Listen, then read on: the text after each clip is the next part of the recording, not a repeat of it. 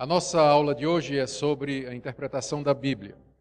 E eu creio que não preciso falar muito para mostrar a importância desse assunto. A Bíblia é o livro que é recebido pelos cristãos como sendo a revelação de Deus. E todos nós lemos a Bíblia, as igrejas usam a Bíblia para estabelecer suas doutrinas, suas práticas. A Bíblia é extremamente importante na vida do cristão. Por isso que saber ler a Bíblia é tão importante. Às vezes as pessoas ficam preocupadas com a existência de tantas linhas diferentes, pensamentos diferentes, igrejas diferentes, e ficam perguntando como é possível que pessoas que creem no mesmo Deus e no mesmo Salvador e têm a mesma Bíblia, tenham ideias tão diferentes a respeito da Bíblia. O problema não é que a Bíblia dá margem a tantas linhas diferentes, o problema é que nem sempre nós estamos lendo a Bíblia da maneira correta. Então, eu gostaria de, nessa aula, trazer alguns princípios básicos de interpretação da Bíblia, alguns comentários a respeito das questões mais importantes relacionadas com a interpretação bíblica, e no final eu vou dar a oportunidade para você fazer pergunta. Então, você vai anotando aí a sua pergunta, a sua dúvida, que nós vamos dar a oportunidade no final. Muito bem, vamos começar com essa questão, por que interpretar a Bíblia? Aqui nós vamos falar de uma palavra, vamos usar uma palavra chamada distanciamento. O nome já está dizendo o que ela significa, né? O fato de que nós estamos distante ou longe de alguma coisa. Nós dizemos, na área, quando a gente vai estudar essa questão da interpretação, nós nos referimos ao fato de que a Bíblia tem dois distanciamentos que dificultam a sua interpretação. O primeiro é o que nós chamamos de distanciamento causado pela natureza humana da Bíblia. A Bíblia, embora seja o livro de Deus, não caiu pronta do céu. Deus fez a Bíblia ser escrita através de pessoas. E isso criou alguns problemas. Não é que Deus fez a coisa errada, não é? Mas a própria natureza da Bíblia, pelo fato de nós sermos o que somos, levanta algumas dificuldades, pela maneira como ela foi feita. Primeiro, ao distanciamento temporal. A Bíblia foi escrita, o primeiro livro há cerca de 4.000 anos e o último livro há cerca de 2.000 anos. E nós não estamos aqui falando da revista Veja que saiu ontem, e que você pega e lê, e que o distanciamento é 24 horas. Nós estamos falando de um livro muito antigo. Muito antigo. Então, o distanciamento temporal levanta algumas dificuldades na hora de você interpretar esse livro, que é um livro muito antigo. Depois tem também o distanciamento contextual. A Bíblia foi escrita no Antigo Oriente Médio, numa cultura oriental, de povos diferentes, com costumes diferentes, com a visão de mundo diferente.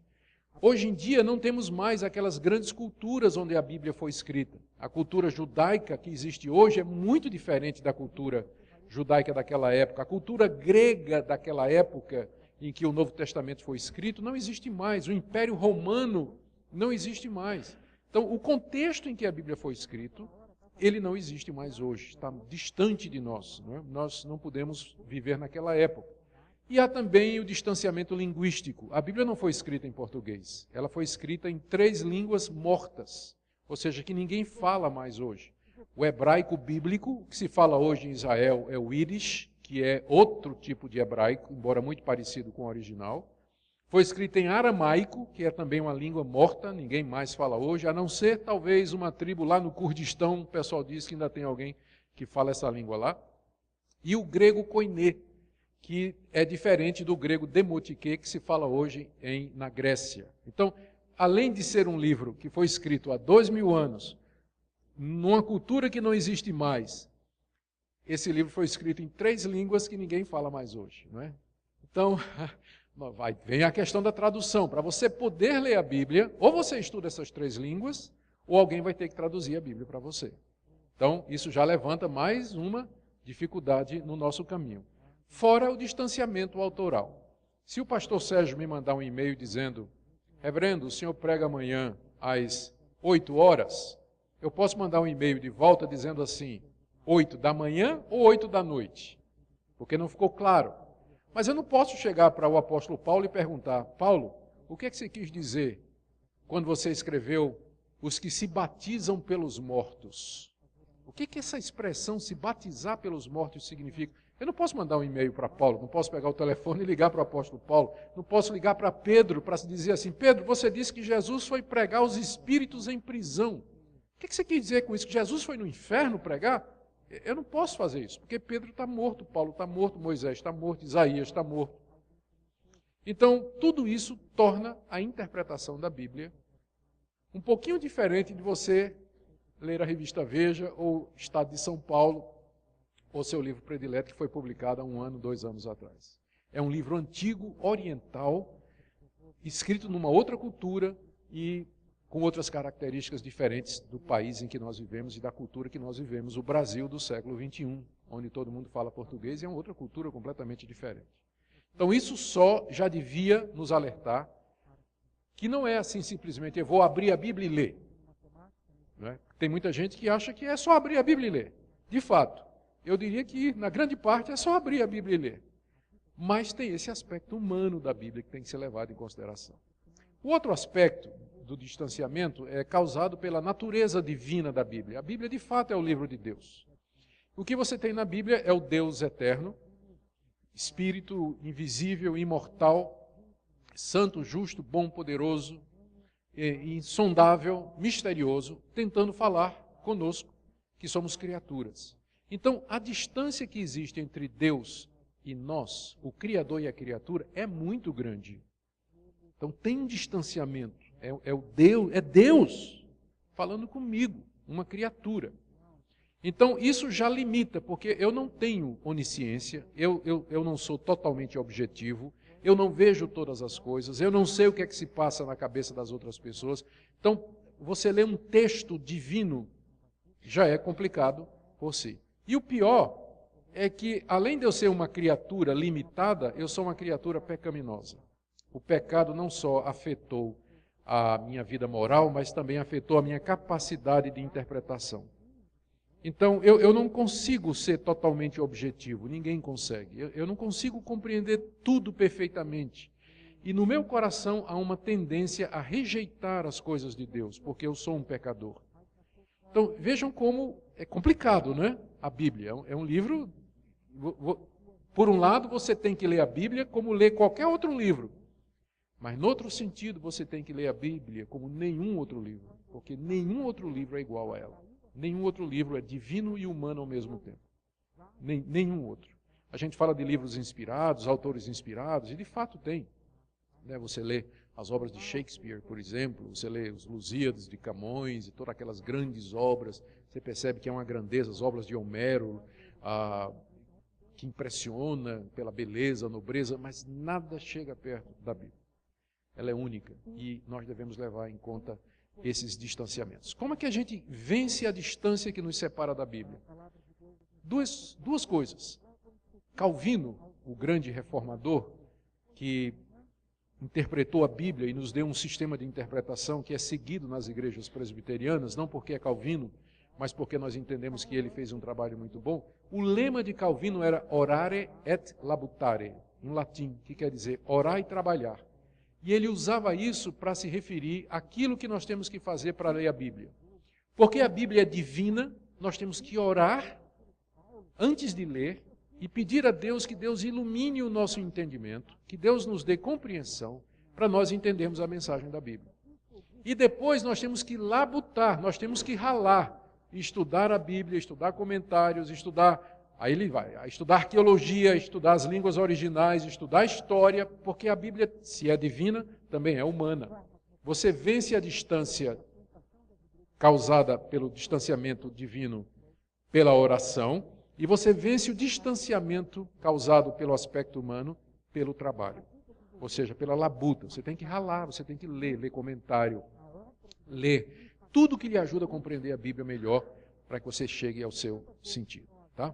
Eu não estou aqui desencorajando ninguém de ler a Bíblia. Eu também não estou querendo passar a ideia de que só quem estudou teologia é que é capaz de entender a Bíblia. Na verdade, quem causou mais problemas na vida da igreja, através dos seus 2000 anos, foram os estudantes de teologia, não foi o povo. né? Foram estudantes de teologia que causaram problemas. Então, a Bíblia, como ela está, você pode ler com tranquilidade. Eu diria que aquilo que é necessário para a sua salvação, para o conhecimento de Deus, para você viver nessa vida aqui, nesse mundo, de maneira agradável a Deus, isso você não precisa ser um expert, um perito, um teólogo, um estudante de teologia, um seminarista para entender. Porque é de Deus, ela é simples assim. Mas ela, pelo que ela tem partes difíceis, partes complicadas, que geram essas diferentes interpretações e que geram essa confusão que às vezes nós encontramos aí. Então vamos ver o que é que a gente pode aprender sobre isso. Deixa eu fazer algumas explicações. Nós dizemos que a Bíblia é a palavra de Deus, eu estou dizendo isso. Ela é a palavra de Deus, ela é infalível e ela é inerrante. Isso não significa que não houve erro de cópias. Pedro escreveu a sua primeira carta e mandou para as igrejas da Ásia Menor. As igrejas receberam e disseram, é uma carta do apóstolo Pedro, homem inspirado por Deus, isso aqui é a palavra de Deus, faz uma cópia, porque naquele tempo não tinha imprensa, né? Então a cópia era feita na mão. Aí fizeram cópias da carta de Pedro, a original, e leram a carta original de Pedro, e leram, como era feita de pergaminho. Você sabe o que acontece quando você usa muito tempo uma coisa? Ela se gasta, ela acaba, mas tinha cópia. Então passaram a usar cópia, e dizer, faz cópia da cópia. E depois faz cópia da cópia da cópia. Então, hoje nós não temos mais os originais. Aquela carta que Pedro escreveu, a carta de Paulo aos Romanos, nós não temos mais os originais, que são chamados de autógrafos. Mas nós temos cópias que datam do século II, do século III, século IV. Nós temos pelo menos 5.000 cópias do Novo Testamento e vários outros milhares de cópias do Antigo Testamento. Não existe nenhum outro livro que tenha tantas cópias. Vocês ouvem falar, por exemplo, de Aristóteles e Platão, não é isso? Vocês sabem quantas cópias tem das obras dele? E que não são nem dele, mas reproduzidas em outras. Às vezes não tem 10, 12 cópias antigas daqueles escritos. Não tem. E as pessoas ficam assim, puxa, mas a Bíblia foi copiada e não sei o quê. Se você for usar o mesmo critério que alguns ateus querem usar para desacreditar a Bíblia, você não vai acreditar que Aristóteles existiu, que Platão existiu, que Galileu existiu, que Homero existiu, porque a Bíblia é o livro mais bem atestado do mundo em quantidade de cópias que nós temos.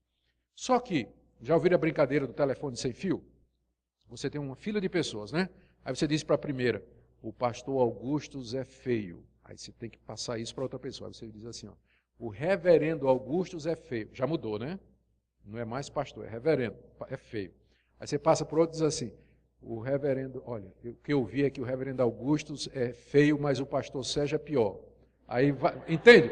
Quando chegar lá na última pessoa, já fizeram essa brincadeira do telefone sem fio, quando chega na última pessoa, que compara com a primeira, houve acréscimo, houve alteração. Então, é natural que no processo de cópia, um escriba, ele trocou uma letra, ele trocou uma palavra por um sinônimo. Em vez de dizer Jesus Cristo, ele disse Cristo Jesus. E quem já fez cópia sabe como isso acontece. Você às vezes copia a mesma linha 2 vezes, ou você pula uma linha.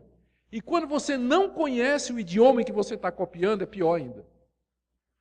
Porque imagina um monge lá da Lituânia, sei lá de onde, qualquer lugar do mundo aí, que não falava grego e fazia parte do trabalho dele copiar nos mosteiros, copiar trechos da Bíblia. Aí, naturalmente, ele não conhecia o grego, mas ele saía copiando, ele ia cometer um erro que ele não percebeu que cometeu, porque ele nem conhece a língua, não é? Então, nessas cópias que nós temos da Bíblia, você vai encontrar erros de cópia. Mas, porque tem tantos manuscritos assim, os estudiosos, que são chamados de manuscritólogos ou baixa crítica, eles comparam os manuscritos. E aí nós podemos ter certeza quase que absoluta de 95% do texto original. E os 5% que a gente tem dúvida não representa ameaça nenhuma. É troca de palavra, é uma palavra que está faltando, não ameaça nenhuma doutrina principal da Bíblia. Nada, nada, nada, nada. Então, quando você ouvir esse argumento, não, mas papel cabe tudo, você responde, inclusive a verdade. Papel cabe tudo, inclusive a verdade. não é? Então, você tem as cópias e essa disciplina chamada alta crítica ou manuscritologia, que é uma disciplina científica, ela nos dá, alguns acham que chega a 98% de certeza, né, do que era o texto original. E que o que fica com falta de comprovação não afeta em nada as doutrinas principais da Escritura. Então, mas há erros e culpitos. Então, quando eu digo que a Bíblia é verdadeira, não estou dizendo que não houve erro nas cópias.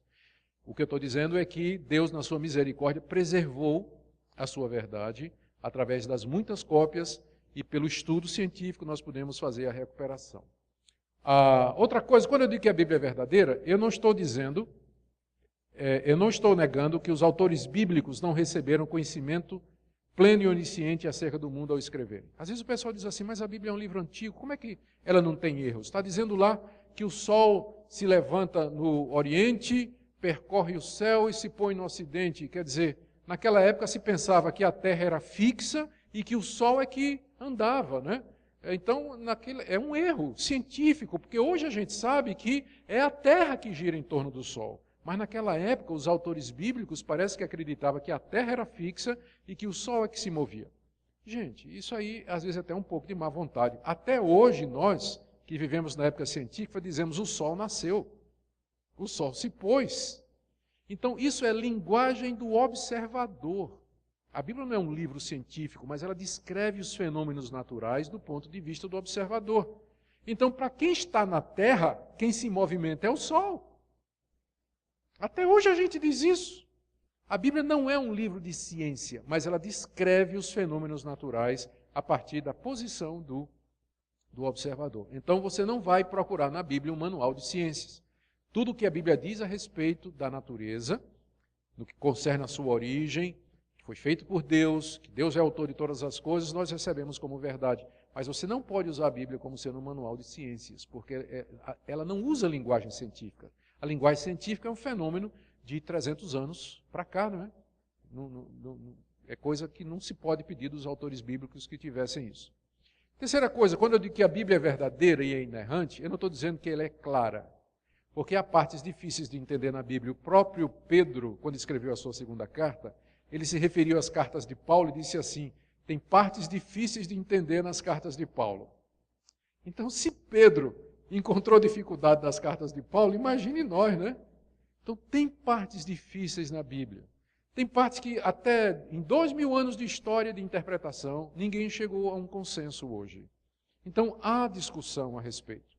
Há partes que não são muito claras, há partes em que a Bíblia não fala. Por exemplo, a questão da origem do mal. De onde vem o mal? Se Deus é bom, se Deus é justo, se Deus é todo-poderoso, se Ele é santo e verdadeiro, o mal veio da onde, se Deus criou todas as coisas?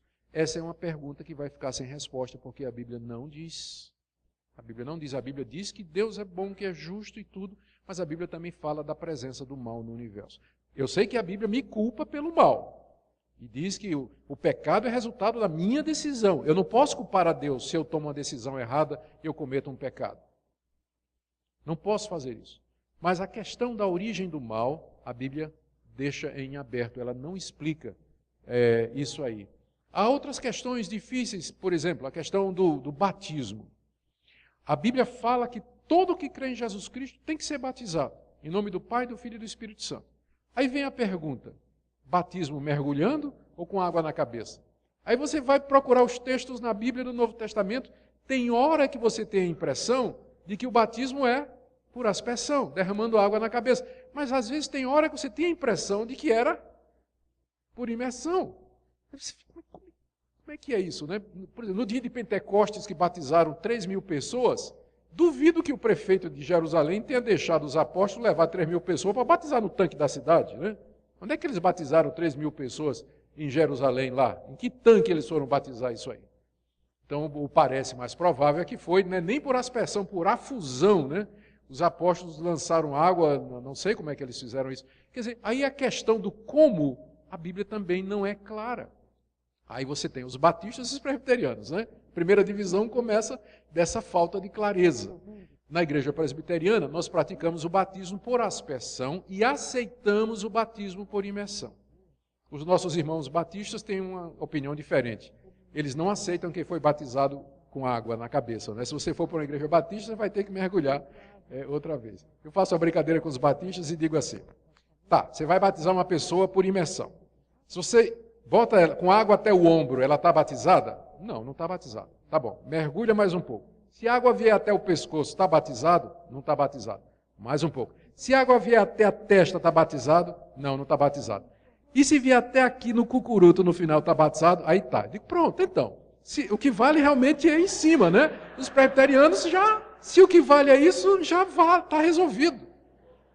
Não é porque se batizar até aqui está batizado? Não está. Então o que vale é aqui em cima e os presbiterianos cobrem isso, né? Dá uma mãozada assim de água, cobrem e já está resolvido. Mas foi só uma brincadeira. Então, entende? Tem coisas na Bíblia que não são muito claras. Um outro exemplo, sobre o futuro. O que a Bíblia diz é que Jesus vai voltar, que vai ter ressurreição dos mortos, que vai ter o juízo final e que nós entraremos na eternidade para viver com Deus para todo sempre. A pergunta é, qual é a sequência em que isso vai acontecer? A Bíblia não é clara. Aí o que é que acontece? Vai ter gente que vai dizer, não, Jesus vem primeiro e depois é que vai ter o reino de paz. Outros dizem, não, o reino de paz já começou porque Cristo já reina. Ele vem no final. Outros dizem, não, o mundo vai ficando cada vez pior, Cristo vem quando a igreja estiver perseguida. Outros dizem, não, a igreja vai ganhar um mundo pelo avivamento, quando Cristo vier, a igreja vai estar gloriosa. Então, há discussão sobre isso, chama-se escatologia. E por isso que a gente precisa ter cuidado com essas opiniões. A gente pode ter uma opinião, eu tenho minha própria opinião sobre isso, que é a opinião prevalente na Igreja Presbiteriana do Brasil. Mas tem outros colegas presbiterianos que têm uma posição diferente da minha. Então a gente precisa ter cuidado, porque esse assunto é um assunto que a Bíblia não é muito clara. Mas ainda bem que esses assuntos não são essenciais para a salvação, não é? Eu não preciso compreender isso com clareza para poder ser salvo. O que eu preciso compreender com clareza é o plano da salvação. Quem é Cristo, o que Ele fez por mim, o que Ele fez na cruz, sua morte e sua ressurreição, isso eu não posso deixar de compreender, porque se você errar na compreensão disso aí, isso vai afetar o seu destino eterno. Mas escatologia, forma de batismo, isso não vai afetar não vai afetar o meu destino eterno. Bom, gente, eu também tenho que falar a respeito da tradução da Bíblia. As traduções da Bíblia não são inerrantes. Os tradutores fazem um bom trabalho. Eles tentam ser fiéis ao texto bíblico, mas nem sempre uma tradução consegue reproduzir fielmente. É por isso que é bom você ter várias traduções, para comparar e ler. Mas eu posso assegurar a você de que as traduções que você tem em português, aquelas que são feitas por comitês, eu não confio em tradução feita por um homem só. Tradução de Phillips, tradução de fulano. Não. Tradução feita por uma comissão, porque aí é bom. São muitos, né? Que se um errar, o outro corrige.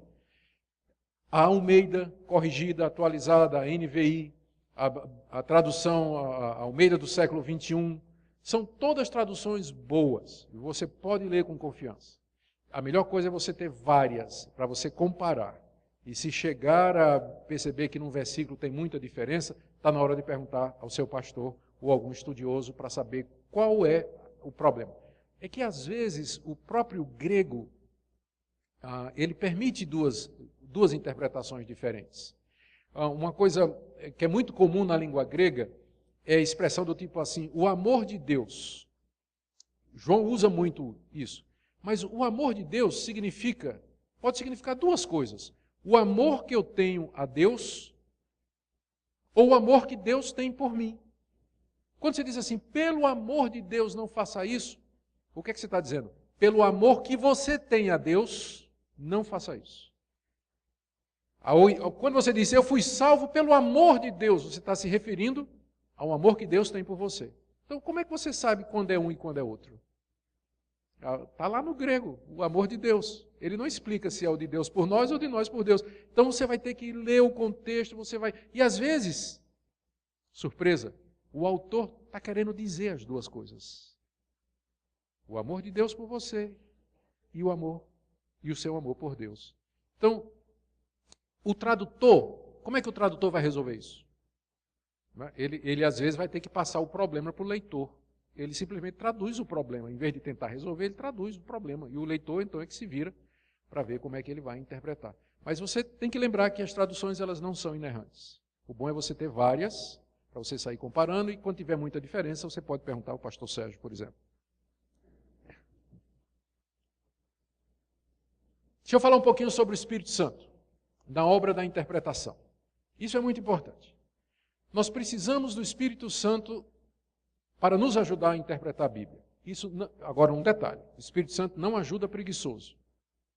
Não ajuda preguiçoso. É a mesma coisa, você vai fazer vestibular, não estuda e pede a Deus para passar. Se você diz assim, Deus me ajuda a entender a Bíblia, mas você não faz um esforço para ler, para estudar, para comparar, comprar um bom comentário, perguntar para alguém, não é tentar Deus do mesmo jeito? Então, nós precisamos do Espírito Santo, mas lembrando que o Espírito Santo não vai fazer aquilo que Deus diz que é minha responsabilidade de examinar todas as coisas. Então, nós dizemos que nessa área de interpretação, o Espírito Santo fez três coisas. Fez três coisas. Primeiro, ele revelou a verdade de Deus. O Espírito Santo guiou Isaías. Isaías teve aquela revelação de Cristo morrendo na cruz. Segunda parte, o Espírito Santo inspirou Isaías para Isaías escrever. Isaías 53, ele foi morto pelas nossas transgressões, foi ferido pelos nossos pecados. E hoje, quando você abre Isaías 53, o Espírito Santo não vai lhe dar revelação, que ele já deu a Isaías, ele não vai lhe inspirar, que ele já inspirou Isaías, mas ele vai lhe iluminar, para você entender o que é que Isaías escreveu. Então hoje não tem mais revelação nesse sentido, porque revelação é para os autores bíblicos, para eles escreverem o que Deus revelou, inspiração. Hoje não tem mais ninguém inspirado. E gente, como isso é importante, porque às vezes nas igrejas aparece gente dizendo que tem revelação, que foi inspirado por Deus. Se é revelação e se for inspirado por Deus, tem que ser colocado ao lado da Bíblia. Tem que ser colocado ao lado da Bíblia. O que o Espírito faz hoje é iluminar o nosso entendimento para a gente entender a revelação de Deus. A revelação inspirada, é isso que ele faz hoje. E é isso que nós temos que pedir a Deus, que ele nos ilumine na compreensão desse livro, que é a sua revelação inspirada. Bom, todo mundo, não existe uma leitura neutra. Isso aqui todo mundo concorda. Quando você lê, você põe óculos. Não me refiro aos óculos de ceguinho, como eu, né? Eu tenho que pôr óculos para ler, senão eu não enxergo nada. Então, eu preciso daquele... Por isso que fica estranho, às vezes, eu pregando com aquele óculos pendurado aqui na venta, né? Olhando para vocês e olhando aqui. Eu preciso de óculos. Mas, existem os óculos interpretativos. Mesmo que você não use óculos de leitura, mas você usa óculos interpretativos. Quando você vai ler alguma coisa, você não lê de maneira direta. O que você acredita, as suas experiências, a sua vida, os seus traumas, as suas convicções, isso tudo vão formar os óculos pelos quais você vai ler um texto. Uma mulher afrodescendente, pobre, abandonada pelo marido, que mora numa favela de Salvador, ela não vai ler a Bíblia da mesma maneira que um milionário rico, branco, que mora nos Estados Unidos. As experiências diferentes vão produzir alguma diferença, vão influenciar a nossa leitura. Agora, eu não quero tornar isso numa pluralidade de interpretações que deixam a Bíblia sem um sentido único. Porque mesmo aquela senhora lá na favela de Salvador, ela pode acreditar nas mesmas coisas que aquele milionário morando em Nova York. Por exemplo, Jesus é o único Salvador, não há outro. Ela vai acreditar do mesmo jeito que o milionário. Mas o que ela vai tirar, o impacto da Bíblia na vida dela. A Bíblia vai falar para ela na situação dela e a Bíblia vai falar para ele na situação dele. Embora estas verdades sejam imutáveis. Então, o que a gente acredita faz muita diferença na hora de você ler a Bíblia. Os cristãos reformados, os cristãos do cristianismo histórico, por assim dizer, eles acreditam em algumas coisas que formam os óculos que eles vão usar quando eles vão ler a Bíblia. Primeiro, que Deus existe. Você pode dizer, mas pastor, isso é muito simples. Mas não é não. Um ateu vai ler a Bíblia de maneira diferente da sua.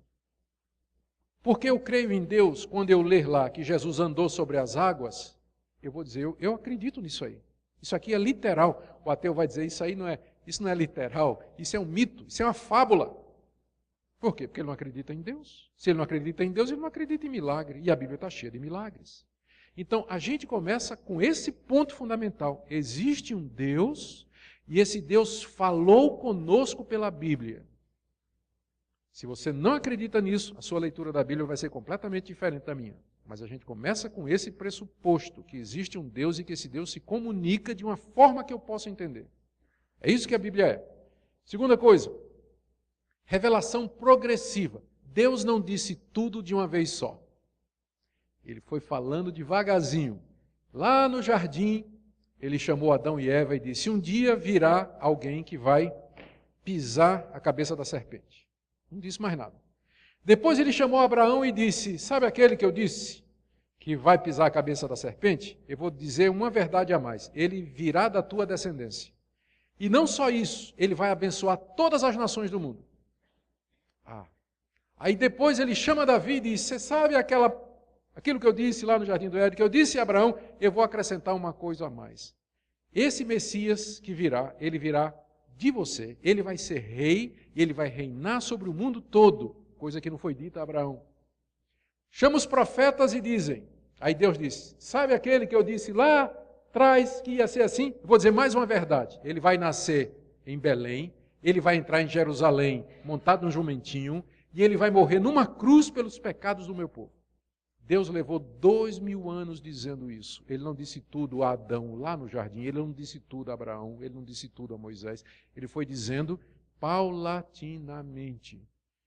E é isso que a Bíblia é. Ela é o registro da revelação de Deus. Deus foi contando a história da salvação até o último ponto, que é Apocalipse, que termina lá com o novo céu e a nova terra. Começa em Gênesis, no jardim, e termina lá em Apocalipse, na cidade santa. É a história da revelação de Deus. Por isso, as pessoas se referem à Bíblia como sendo o registro dos atos salvadores de Deus. O que é a Bíblia? Você pode responder, a Bíblia é um livro único, porque ele registra as ações de Deus na história para salvar o homem, o que ele vem fazendo há milhares de anos para salvar o homem. Por que isso é importante? É importante para que você, quando abrir sua Bíblia em Mateus, você saber que você está lendo um capítulo do meio, né? Tem os capítulos que vieram antes e tem os capítulos que vêm depois. Não é a mesma coisa um livro de matemática? Se você abrir um livro de matemática assim no meio, você vai entender aquela fórmula? Então você tem que voltar para entender o que é que levou aquela fórmula. É isso? Então, quando você vai ler a Bíblia, lembre disso. Você está lendo um livro que tem começo, meio e fim, que tem um desenvolvimento. Por isso você tem que comparar Bíblia com Bíblia, livro com livro. Não pode ler Gênesis sozinho, porque Gênesis é só o começo, você não pode ler Apocalipse, você não vai entender Apocalipse se você não entender o que vem antes. Tá? Então, esse livro, na verdade é uma biblioteca, né? São 66 livros, né? Um desenvolve o outro. Está tudo ligado. Está tudo ligado. Bom, outra coisa. Inspiração e autoridade. Esse livro, nós entendemos, é inspirado por Deus. Essa é outra coisa que nós acreditamos. Primeiro, que Deus existe. Segundo, que ele se revelou progressivamente. Terceiro, que a Bíblia é o registro inspirado e autoritativo de Deus. Ou seja, se está na Bíblia, Deus falou, está falado. Se ele não falou, eu me calo também. Mas onde Deus fala, eu aceito e eu me curvo diante da autoridade da Bíblia. A Bíblia é a maior autoridade na vida do cristão e na vida da igreja. O que não puder ser provado pela Bíblia, nós não temos que obedecer, nós não temos que fazer. Mas a Bíblia sempre é o tribunal último, onde todas as coisas são julgadas em matéria de fé e prática. História da redenção, eu já falei, a Bíblia conta essa história. Se alguém disser qual é o centro da história da Bíblia, a resposta é Cristo. É o que eu falei hoje de manhã na minha pregação. No Antigo Testamento, como é que as pessoas se salvavam? Pela fé no Messias que haveria de vir. E no Novo Testamento, como é que elas se salvam? Pela fé no Messias que veio. Então, Cristo é o centro da Escritura. Tudo na Bíblia aponta para Cristo. Os tipos, as figuras, as instituições, as personagens, as histórias, as parábolas, as genealogias, tudo aponta para a pessoa de Cristo, que é o centro da Escritura. É nele que tudo converge. E o cânon completo e fechado, isso aqui é importante. Cânon é uma palavra grega que significa medida ou metro. Quando a gente fala cânon da Bíblia, quer dizer, o número de livros da Bíblia. A Bíblia está fechada, são 66 livros, Apocalipse é o último. Se você disser, e se um dia a gente descobrir uma carta perdida do apóstolo João? Eu acho que Deus não quis que entrasse na Bíblia, porque se quisesse, né, já teria colocado desde o começo. Eu acho que ela não deveria entrar. Por que isso aqui é importante? Porque o pessoal fica dizendo, e o evangelho de Tomé? Já ouviram falar disso? De vez em quando aparece aí. O evangelho de Judas. Descobriram um evangelho antigo que contradiz tudo mais. Por que os livros da Bíblia são mais importantes do que esse aqui? Porque estes livros foram inspirados por Deus, foram escritos por pessoas que foram testemunhas dos fatos, e a Bíblia está fechada. Você não pode acrescentar livros à Bíblia. Ela está fechada, não tem livros novos, não tem. Por isso também que nós não temos apóstolos hoje. Porque apóstolos, eles eram inspirados por Deus. E o que eles escreveram viraram Bíblia. Tem gente que se passa por apóstolos hoje, mas não são. Não são, porque apóstolo escreve Bíblia. E o que eles dizem não tem nada a ver com Bíblia. Nada a ver, não se compara. Não se compara, está fechado. Então veja só, são coisas que parecem simples, mas que vão fazer a diferença na hora que você vai ler a Bíblia. Se você acredita nisso, você vai ler a Bíblia de uma maneira. Se não, você vai ler de outra. Sobre traduções. Deixa eu correr com isso aqui. Eu já falei um pouquinho sobre traduções, e deixa eu explicar alguma coisa sobre traduções. Tem duas maneiras de traduzir qualquer coisa. A primeira é chamada equivalência formal. Isso quer dizer o seguinte. Vamos pegar o hebraico. Não, vou pegar grego mesmo, que é mais fácil para mim. No tempo em que a Bíblia foi escrita, se pensava que as emoções eram na barriga. Mas é natural, porque o que acontece quando você tem medo? Qual é a primeira coisa que é afetada? Não responda. Não precisa responder. Né? Não é isso? Primeira coisa, a gente diz, dá um frio na barriga. Até hoje a gente diz isso, não é? Mas a gente sabe que as emoções estão acontecendo aonde? Aqui. Aí, na Bíblia, no grego, Paulo diz assim, literalmente, eu quero que vocês amem uns aos outros com todas as suas entranhas. Entranha é tripa. Entranha é tripa. Aquilo fazia sentido no mundo grego. Mas hoje, um rapaz chegar para a namorada e dizer, eu te amo com todas as minhas tripas, não faz sentido. Né?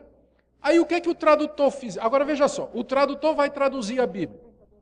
E ele encontra literalmente Paulo dizendo, eu quero que vocês se amem com todas as suas tripas, todas as suas entranhas.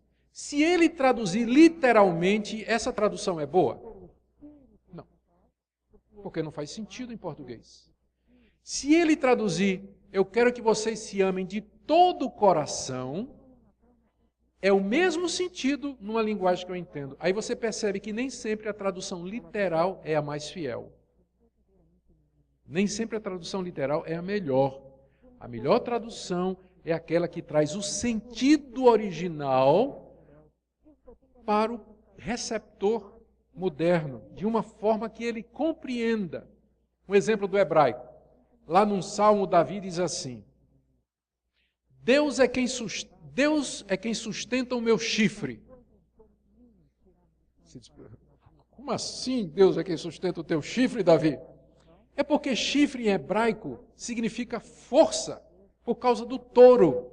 Fizeram uma analogia.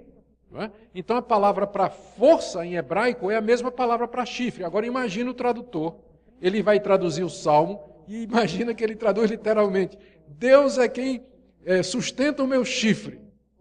O brasileiro vai olhar assim e vai dizer, não. Uma tradução boa seria, Deus é quem me dá forças. Não é uma tradução literal, mas é uma equivalência dinâmica. Você traduziu no receptor de uma forma que ele entendesse o sentido do que está escrito. Então, dito isso, você tem algumas... Agora você pode classificar as traduções dessa maneira. Algumas traduções são mais literalistas, seguem aquele tipo de tradução que traduz mesmo o que está no original e não quer saber se faz sentido. Então você tem, por exemplo, a Almeida Revista e Corrigida, a Trinitariana, elas são mais literalistas. É ruim? Não, não é. Porque aí você pode ter uma ideia do que é que o original está dizendo, mesmo que não faça sentido em português, mas pelo menos serve para você ver como é que eles falavam. Do lado mais da equivalência dinâmica, mais ou menos ali no meio, você vai encontrar a Almeida Revista e Atualizada, a NVI, que combinam esse tipo de tradução, traduções bem equilibradas, e que você vai ter o melhor das duas coisas. E do lado mais extremo, você tem a Bíblia na linguagem de hoje, a NTLH, Nova Bíblia na tradução de hoje, que eles interpretaram demais a passagem bíblica, que a ponto de que não é nenhuma tradução, na verdade, a gente diz que é uma paráfrase, porque não chega a ser uma tradução, porque tem muita interpretação. Na tentativa de fazer uma Bíblia numa linguagem muito popular, eles tentam resolver os problemas que há no próprio texto original e tudo. Eu gosto de ter para comparar. A minha sugestão é que você tenha uma ARC, corrigida, que é mais literal, você tenha a ARA ou a NVI, que está no meio, e uma NTBLH, Nova Tradução da Linguagem de hoje, você lê as três e compare. Tá? Eu uso a Almeida para pregar, porque eu acho que é a melhor. Uma linguagem boa, tradução muito correta. Tá bom? E caminhando para o fim. Última coisa, deixa eu ver que é a última. Depois vou ter algumas regrinhas. Uma coisa que é muito importante para interpretar a Bíblia é a questão do gênero literário. Todo mundo sabe o que é um gênero literário. Você vê, tira na palavra literário, gênero, filme. Quando você entra, por exemplo, num site que está falando do que está acontecendo, filmes estão sendo exibidos, você vê que tem vários tipos de filme. Aí ele vai dizer ação, aventura, romance, policial, drama, infantil. São gêneros, não é? Gêneros. E na parte da escrita também tem gêneros. Poesia, ficção, história, novela, biografia, documentário, jornalismo. São gêneros diferentes. Agora, o segredo de você compreender um texto é você primeiro descobrir qual é o gênero dele. Se você recebe, se você não fizer a distinção entre uma conta bancária e um e-mail que seu marido mandou, uma declaração de amor, né? A primeira coisa que você tem que fazer é você fazer a pergunta: o que é isso que eu estou lendo aqui? A Bíblia tem muitos gêneros literários. Apocalipse, parábola, poesia, livro dos Salmos, por exemplo, poesia. Os evangelhos estão cheios de parábolas. Você não vai ler uma parábola como você lê, por exemplo, uma carta de Paulo, porque a carta de Paulo é uma carta. Então, quando você vai ler o livro dos Salmos, você vai ver que você não pode tomar literalmente. Porque diz assim: Deus montou num querubim, das ventas de Deus saíram chamas de fogo e ele despediu raios sobre a terra. É claro que isso é uma figura. Agora, se Paulo tivesse escrevendo isso numa carta, isso aqui, então, é assim, é literal. Entende? Vou dar um exemplo. O livro de Jonas. Veja como isso faz a diferença. Todo mundo conhece a história de Jonas, aquele profeta que Deus mandou pregar em Nínive. Não vou.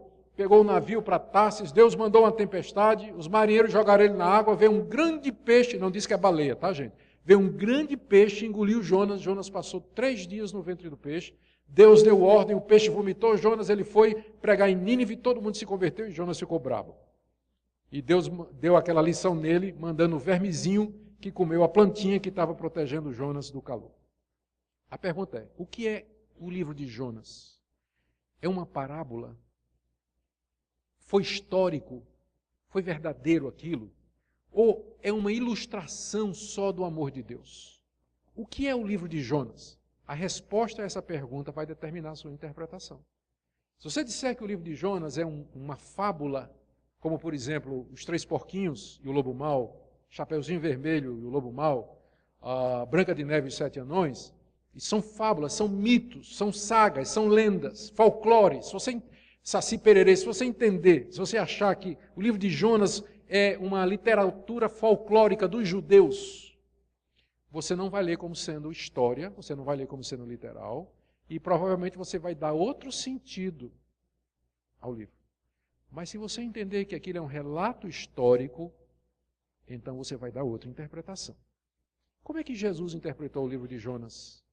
Como sendo história. Porque ele disse, da mesma forma que Jonas passou 3 dias e 3 noites no ventre do peixe, assim eu também ficarei no seio da terra.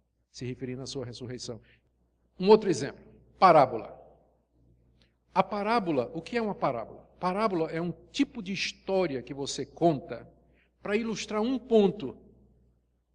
Para ilustrar um ponto. Vamos tomar aquela famosa parábola do bom samaritano, que todo mundo conhece.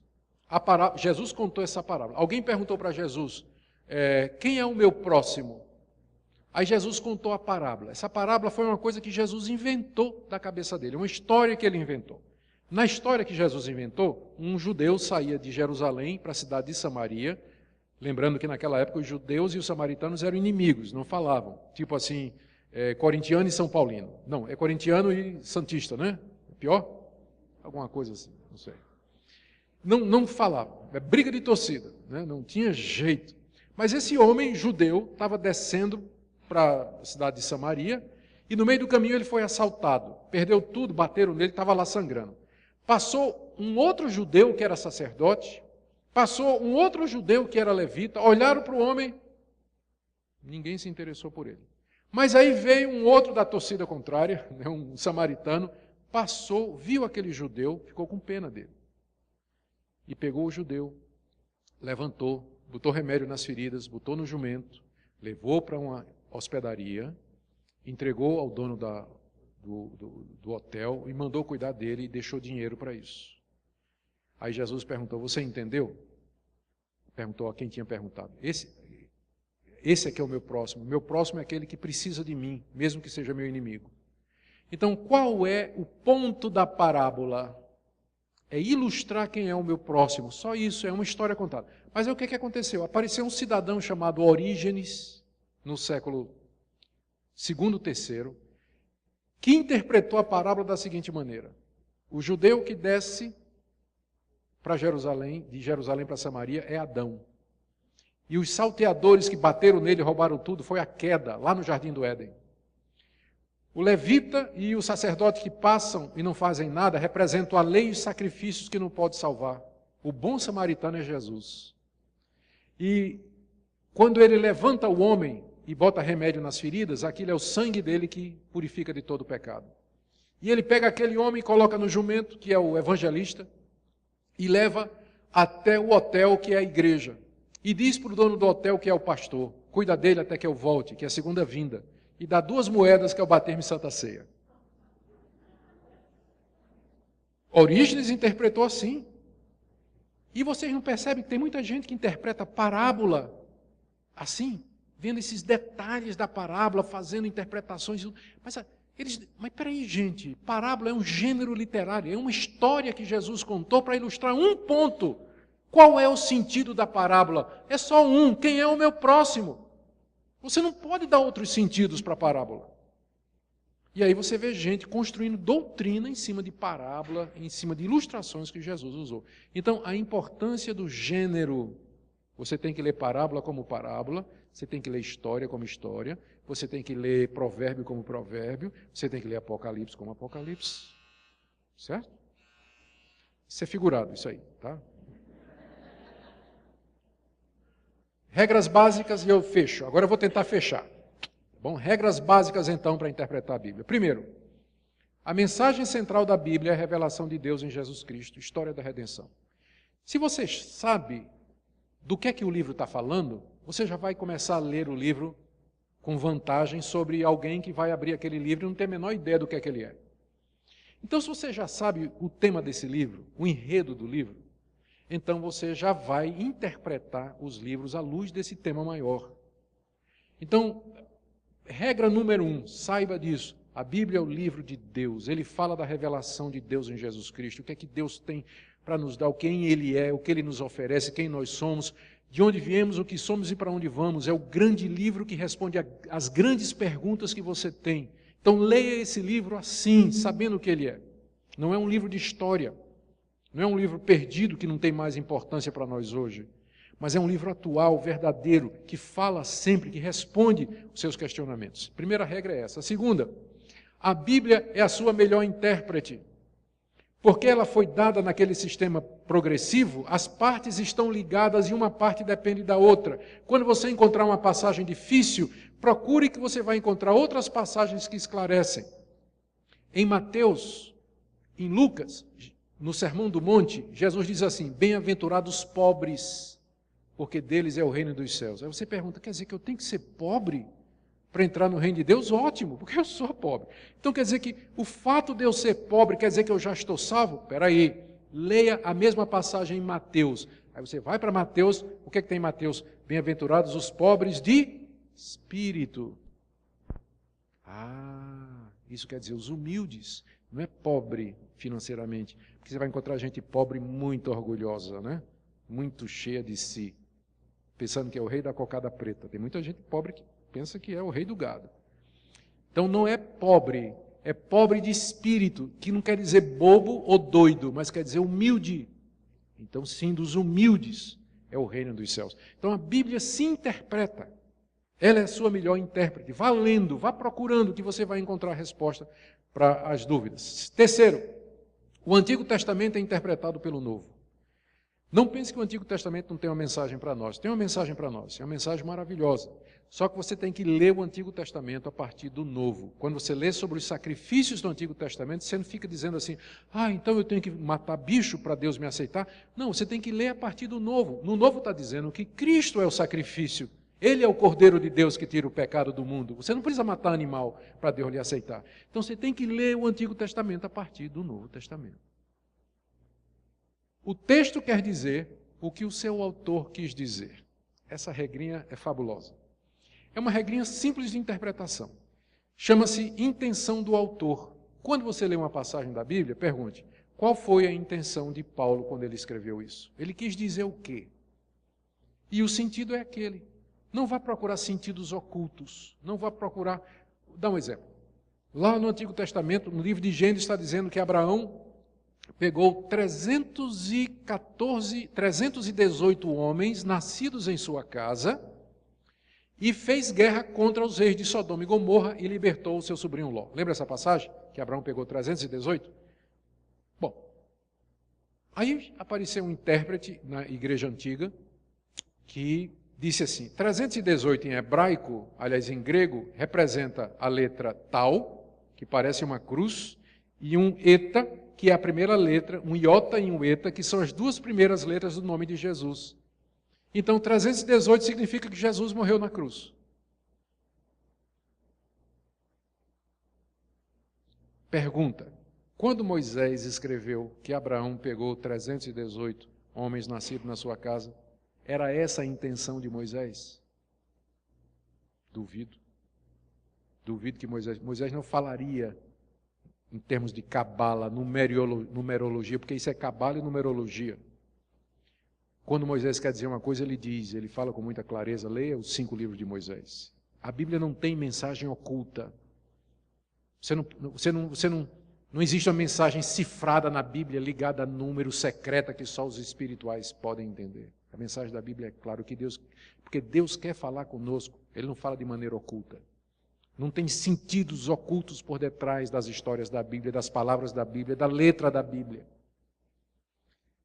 O que você lê é o que você tem. É aquilo que está escrito, nada mais. O texto quer dizer o que o seu autor quis dizer.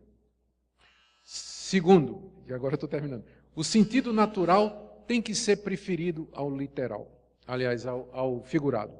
Antes de você procurar um sentido figurado na Bíblia, verifique se o sentido natural não é o melhor. Quando, por exemplo, diz assim, quando Jesus disse que você não deve adulterar, você diz assim, não, mas isso aí é figurado. Ou quando Jesus diz assim, quem não se arrepender vai para o inferno, você diz, não, o inferno é figurado. Por que é figurado? Se você interpretar no seu sentido natural, vai fazer sentido, porque você vai ver que é uma mensagem coerente. Então, antes de você optar para dizer que é figurado, esgote todas as possibilidades, porque geralmente quando as pessoas escrevem, elas querem ser entendidas, a não ser quando é óbvio que não é literal. Quando Jesus disse, eu sou a porta, você vai ler aquilo figurado ou literal? Figurado, porque Jesus não é uma porta de madeira que você bate, né? Isso é uma metáfora, mas é óbvio, o texto está pedindo para ser interpretado metaforicamente, né? A menos que seja estes casos, sempre a interpretação correta é o sentido natural, óbvio, literal do texto. Não vai procurando interpretação figurada, mas leia a Bíblia no seu sentido natural. Outra coisa, cada texto tem um sentido só, e não dois.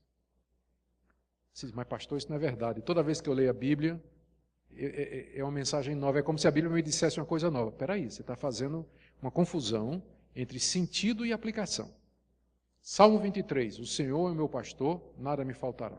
O que isso significa? Só significa uma coisa, que Deus cuida de mim como o pastor cuida de suas ovelhas. Pronto, não tem outro significado. Só que, quando você lê essa passagem, quando você está doente, é uma aplicação. Quando você lê essa passagem, quando você está sozinho, é outra aplicação. O sentido é o mesmo, mas as aplicações são muitas. Então, o que você tem sentido na sua vida, não é que a Bíblia tem muitos significados, mas como ela se aplica às diversas situações da sua vida. Mas o significado é sempre o mesmo. Há um Deus que ama você, que cuida de você, não importa em que lugar você esteja. Só tem um sentido. Não tem dois, mas um sentido apenas. E por último, todo texto tem que ser entendido à luz do seu contexto. Último exemplo. Sabe aquela passagem que o pessoal da SAF gosta, reverendo Sérgio? O pessoal da SAF gosta muito daquela passagem.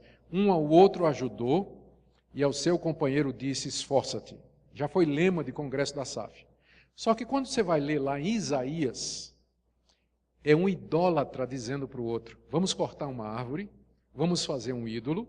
Um ao outro ajudou e ao seu companheiro disse, esforça-te, corta bem a árvore, vamos fazer o ídolo. Tirar o texto fora do contexto, né? Como se fosse um crente dizendo para o outro, mas é um idólatra dizendo para o outro. Então, se tivessem lido antes e tivessem lido depois, nunca usariam como lema da SAF, né? Tem que ler no contexto, porque a Bíblia não é uma caixinha de promessa. Todo mundo sabe o que é a caixinha de promessa? Quem lembra das caixinhas de promessa? É aquelas caixinhas que tem um monte de versículo dentro, né, que você todo dia abre e tira um versículo feito horóscopo. É o horóscopo do crente, é a caixinha de promessa. Aí você lê assim, o versículo. A Bíblia não foi feita para você ficar lendo o versículo. Ela foi dada para você ler toda. Lê o livro todo, lê o capítulo todo, lê a passagem toda, lê a Bíblia toda, faça disso o alvo da sua vida. Lê a Bíblia toda pelo menos uma vez por ano. Pelo menos uma vez por ano. Em vez de ficar vendo aquela novela, vai ler sua Bíblia. Aí você vai ver como vai ganhar muito mais espiritualmente. Amém? Pronto, gente, eu creio que... eu ia dar umas indicações, para quem quiser depois pegar comigo, introdução ao Antigo Testamento, introdução ao Novo, geografia e arqueologia da Bíblia, hebraico, grego, hermenêutica, teologia do Antigo Testamento, teologia do Novo, metodologia exegética, então. Tem muita literatura para quem quiser se especializar nisso aí. Perguntas para a gente terminar. 2 só, por favor. Bíblias temáticas. Sim.